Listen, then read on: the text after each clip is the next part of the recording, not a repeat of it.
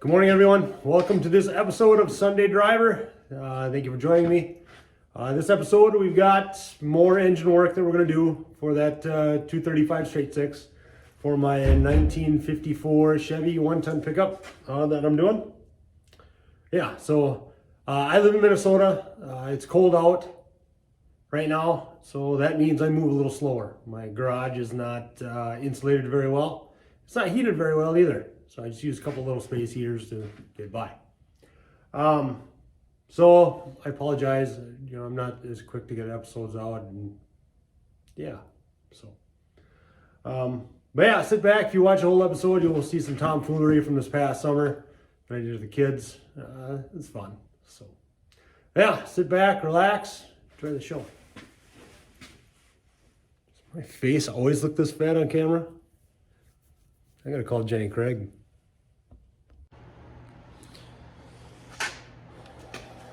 Okay, we're going to take the pistons off of the connecting rods. You can see, get the 9/16 socket out. And I've got my screwdriver in my vise. All I do is slide in there like that. Get this, I've already got it loose. Loosen it up. Good and loose. Then what I've just been doing is this. Just hammering it out. Just using a deep well socket and a hammer.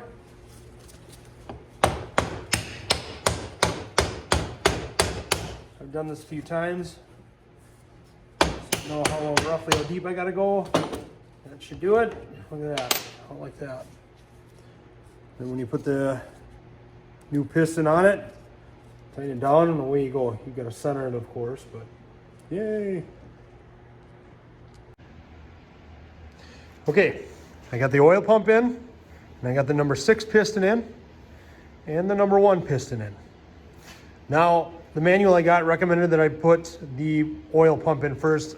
From what I've seen so far, maybe I'm wrong. Maybe I'll find out later when I do the other pistons, but I think I could do the pistons first. Or the oil pump, I don't think it matters. Honestly, the oil pump, the pickup tube was in my way a little bit when I torqued down number 6 connecting rod. But one thing the manual did say, and this makes sense, before you put this oil pump in, while the oil pump is out of the engine, put the pickup tube on, because obviously, as you can see, you'll spin it around.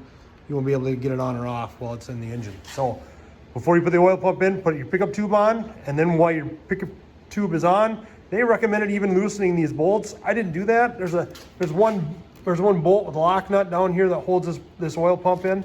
I just left it loose, and then I've got my feed line. I just got them started then, and then when I knew everything was started good, then I tightened this down and tightened down the rest. So yeah, and I use a little high temp silicone, just as the book recommended, just a little bit, not a ton. So you obviously don't want to gum up oil galleys. So yeah, and then there's a sequence also with the connecting rods and the pistons. I'll show you that in a second.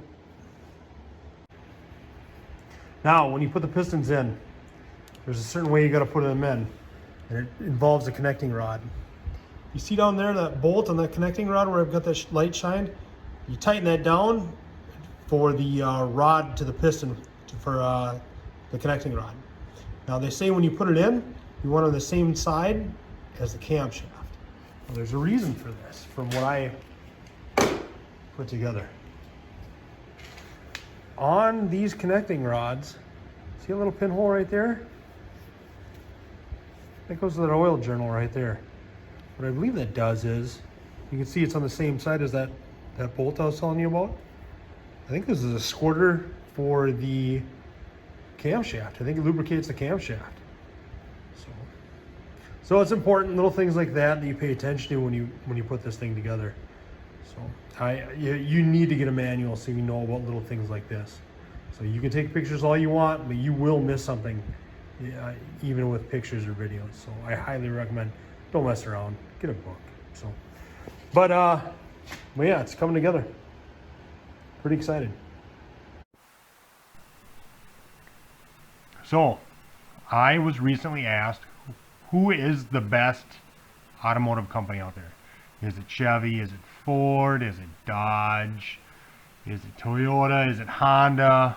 So I thought this episode I could set the record straight. The best automobile maker, in my opinion, is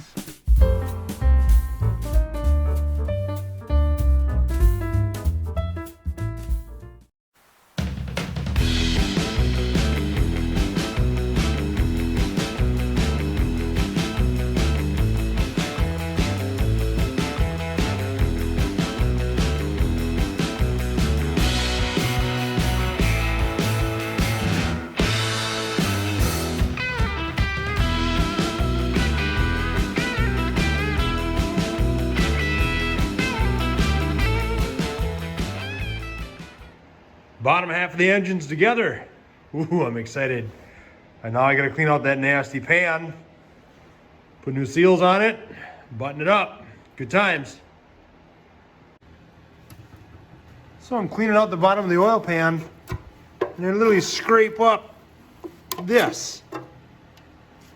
What is that? So you put gasket sealer in? I don't know what that is, but it's gonna go. Crazy. Keep cleaning. And just like that, the lower end is together. Boy, that pan was dirty. It's still not perfect, but it's a lot better than what it was. But I just put it on and I just noticed this. Look at that little hole right there. Oops, come on, Nick, get the camera. What is that? Looks like there's metal on the other side, but I don't know. Sure enough, I noticed it after I get the pan on. You know what? It's just a rat. I'll probably just throw a little JB welder in just to play it safe or something. I don't know what. So before I paint it. So there we go. Bottom half's together. Good times.